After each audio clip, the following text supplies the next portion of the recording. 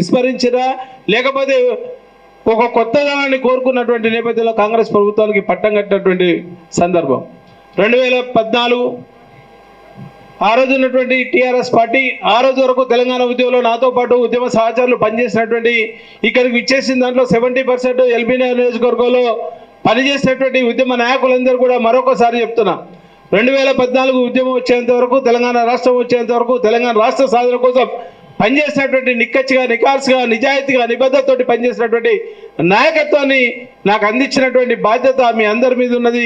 అదే నాయకత్వ పటిమతోటి రేపు రాబోయే కాలంలో కూడా ఉద్యమకారుల ఆశయ సాధన కోసం కూడా అదే నిబద్ధతతోటి కోదండరాంసారి ఆధ్వర్యంలో తెలంగాణ ఉద్యమకారుల సంక్షేమ సంఘం కూడా పనిచేస్తారని సభాముఖంగా మీ అందరూ కూడా మాటిస్తున్నాం.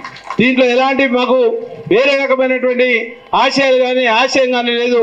ఒకటే ఒక ఆశయం ఉన్నది, తెలంగాణ రాష్ట్ర సాధన కోసం తెలంగాణ ఆత్మ గౌరవం కోసం ఉద్యమం చేసినటువంటి నేపథ్యంలో అమరుడైనటువంటి శ్రీకాంతాచారి ఆత్మ సాక్షిగా ఇక్కడ ఆత్మ బలిదానం చేసుకుంది. ఇక్కడ జరిగినటువంటి సంఘటనలు ఎన్నో చూసినాం. ఒక సిరిపుర యాదయ్య కావచ్చు, దినేష్ చంద్ర